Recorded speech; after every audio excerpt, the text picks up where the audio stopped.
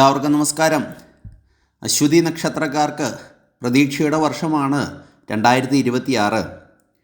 സ്വയം ശക്തിയേറും, പ്രത്യേകിച്ച് തൊഴിൽപരമായും ബിസിനസ് പരമായും നമ്മുടെ പ്രവൃത്തികൾക്ക് അംഗീകാരവും കൂടാതെ കൂടുതൽ അവസരം ലഭിക്കാൻ പോകുന്ന ഒരു വർഷവുമാണ് 2026. പ്രത്യേകിച്ച് ഏപ്രിൽ, ജൂൺ, ജൂലൈ മാസത്തിൽ നിങ്ങളൊരു കാര്യം ശ്രദ്ധിക്കണം. ഈ ഫലങ്ങൾ നിങ്ങളുടെ ജാതകം, പ്രശ്നം, ഗോചരം മുതലായവ ഒന്നും നോക്കാതെയുള്ള പൊതുവായ ഫലം മാത്രമാണ്. മുടങ്ങിക്കിടക്കുന്ന ഗവേഷണങ്ങൾ, പരീക്ഷണങ്ങൾ, പ്രൊജക്റ്റുകൾ മുതലായവ പൂർത്തീകരിക്കുവാൻ കഴിയുന്ന വർഷം കൂടിയാണ് വരാൻ പോകുന്നത്. തൊഴിൽ, അതുപോലെ തന്നെ കരിയറിനെ കുറിച്ച് പറയുന്നു. കരിയർ മെച്ചപ്പെടുത്തുവാൻ കഴിയുന്നതാണ്. തൊഴിൽ തേടുന്നവർക്ക് ഏറ്റവും പ്രതീക്ഷയുടെ വർഷമാണ് വരുവാൻ പോകുന്നത്. പ്ലാൻ ചെയ്തേ മുമ്പോട്ട് പോകാവൂ. സ്ഥിരത വിജയത്തിലേക്കുള്ള മുഖ്യ ഘടകമാണെന്ന് ഓർക്കുക. അടുത്തത് സാമ്പത്തികം. ഉപജീവനത്തിനായുള്ള മാർഗങ്ങൾ വർദ്ധിക്കും.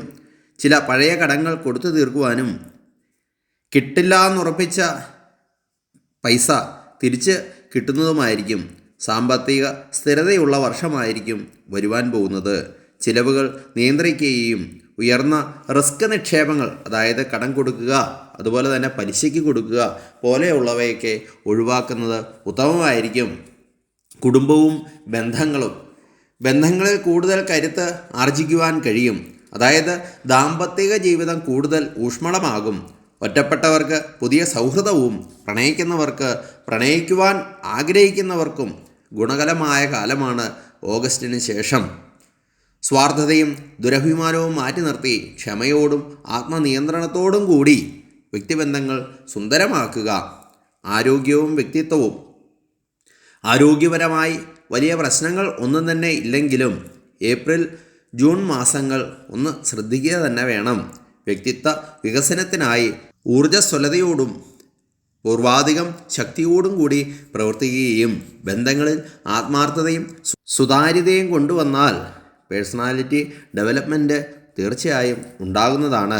ചുരുക്കി പറഞ്ഞാൽ വ്യക്തമായ പ്ലാനോടുകൂടി മുമ്പോട്ട് പോയാൽ 2026 ഉയർച്ചയുടെ വർഷമായി മാറുന്നതാണ്. ഓം അശ്വിനി കുമാരാഭ്യാം നമ എന്ന മന്ത്രം നിത്യവും ജപിക്കുന്നത് ഉത്തമമാണ്. നിങ്ങളുടെ ജാതകപരമായി സൂര്യൻ, ചൊവ്വ, വ്യാഴം എന്നീ ദശാകാലങ്ങളാണ് വരാൻ പോകുന്ന വർഷം നടക്കുന്നതെങ്കിൽ ദോഷ സമയമായിരിക്കും. ഇതിന് പരിഹാരമായി ഗണപതി ക്ഷേത്രത്തിൽ ദർശനം നടത്തുന്നത് ശ്രേയസ്കരമാണ്. മൂലം, അശ്വതി, മകം എന്നീ നാളുകളിലും ക്ഷേത്ര ദർശനം നടത്തണം.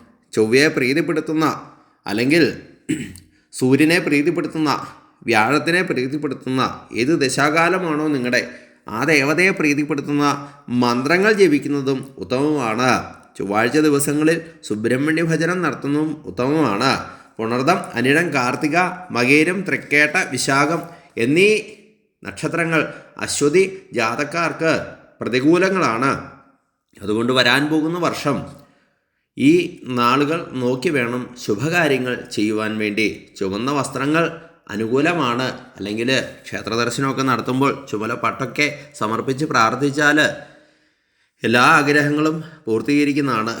എല്ലാവർക്കും വരാൻ പോകുന്ന വർഷം നന്മയുടെയും ഐശ്വര്യത്തിൻ്റെയും ആകട്ടെ എന്ന് പ്രാർത്ഥിക്കുന്നു. ഓം നമഃ ശിവായ.